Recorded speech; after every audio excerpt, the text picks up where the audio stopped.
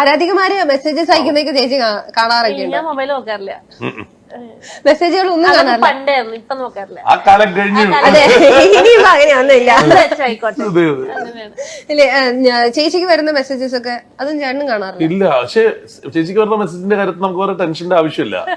കാരണം എന്തെന്ന് വെച്ച് കഴിഞ്ഞാൽ വരണമെങ്കിൽ ഒന്ന് madam food ready, collect delivery, പിന്നെ Amazon packages ready, please comment. പിന്നെ ടെൻഷൻ ഉണ്ടാവുക. പിന്നെ വിളിക്കുന്നവരെല്ലാം എടാ ഓർഡർ ചെയ്ത സാധനം ഇല്ല, പകരം മറ്റേത് കൊടുത്തു വിടട്ടെ എന്നുള്ളതല്ലാണ്ട് വേറെ. പിന്നെ മൂന്നേ ആൾക്കാരുടെ കോളേ എടുത്ത് ഞാൻ കണ്ടിട്ടുള്ളൂ.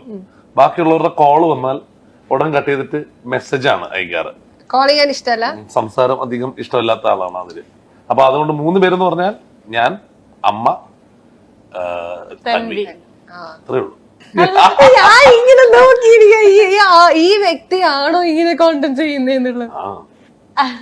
എന്തെങ്കിലും ഒന്ന് മിണ്ട് ചേച്ചി. അല്ല, ഞാൻ തന്നെയാണ്. അല്ല, ഞാൻ എന്താ ചെയ്യാൻ കുറച്ച് ആങ്ഷ്യസ് ആണ് ഫോണിൽ സംസാരിക്കാന്നുള്ളതുകൊണ്ട്. അതുകൊണ്ടാണ് ഫോൺ അധികം സംസാരിക്കാണ്ട് വാട്സാപ്പ് ചെയ്യുന്നത് എല്ലാവർക്കും. ചേച്ചിയെ കൊണ്ട് ഞാൻ സംസാരിക്കുന്നു. മിഥുൻ ചേട്ടനെ കുറിച്ചിട്ട് ഒരു എന്താ പറയാ 5 നല്ലത് പറഞ്ഞാൽ മതി. 5 നല്ല കാര്യങ്ങൾ.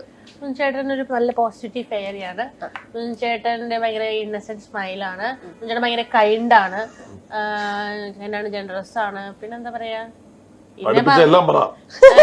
ഇനി ചേട്ടൻ എനിക്ക് വല്ല പൈസ തരേണ്ടി വരും. ഇത്രേ ഉള്ളൂ കേട്ടോ. എന്നാ 2 ഇഷ്ടമില്ലാത്ത സ്വഭാവങ്ങൾ. ഇഷ്ടമല്ലാത്ത സ്വഭാവം, മൊബൈൽ നോക്കിക്കൊണ്ടിരിക്കും കുറെ നേരം. ഞാൻ സംസാരിക്കുമ്പോൾ ആ സമയത്തും ചിലപ്പോൾ മൊബൈൽ നോക്കിക്കൊണ്ടിരിക്കും. എനിക്ക് ഇഷ്ടമല്ല. മറ്റേ അവസാനം അന്ന് ചോദിച്ചതുപോലെ ഒരു കോണ്ടന്റ് ഉണ്ടായിരുന്നല്ലോ, മൊബൈൽ നോക്കി ഇരുന്നിട്ട് അവസാനം മാത്രം കേട്ടിട്ട് റെസ്പോണ്ട് ചെയ്യുന്നത്. അതെ, അതുപോലെ തന്നെയാണ് കുറച്ച്.